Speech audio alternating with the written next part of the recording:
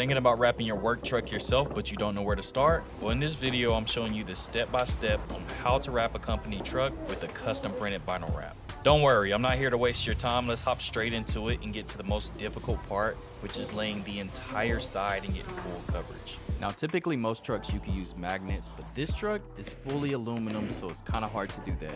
We're using blue Scotch-Brite tape on this to hold the wrap in place. Disassembly and trimming away all the excess vinyl, you want to go ahead and get that vinyl wrap tacked on the truck.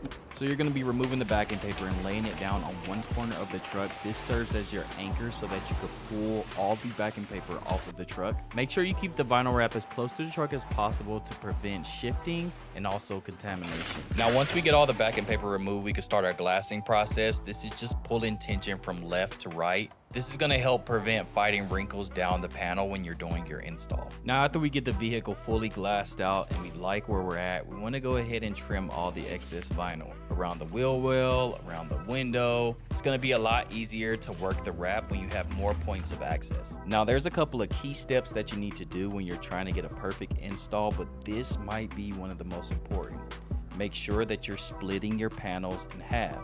This allows you to reach the wrinkles on top without repositioning the wrap, and it allows you to go back and reach the wrinkles on the bottom by just lifting the wrap from the bottom. Now, if you didn't know, this is cast film, so it's a lot easier to work with, but you can see that I'm holding the vinyl off of the truck a little bit to just make the install go a lot smoother and a lot faster. Now, another key takeaway is making sure that you have enough bleed. Bleed is going to be the extra vinyl that you need to wrap all the way under the truck.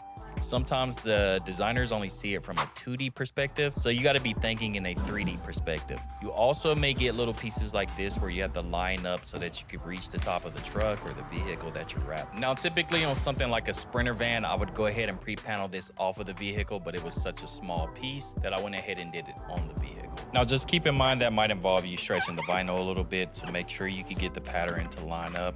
After that, we want to go ahead and trim out the rest of this window area. Now, if you feel like I provided you value today, go ahead and give me a like and a sub. I have multiple videos like this where I show you trailers and also a Sprinter van video coming soon. Now, nothing irritates me more than seeing a bunch of white space behind the door cap.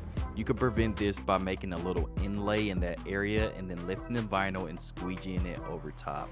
This is just gonna make the truck look a lot cleaner in the long run. Far, believe me, your install is probably gonna be 95% better than most installs out there. Just make sure you continue the job by trimming and tucking everything appropriately, and your job should come out something like this.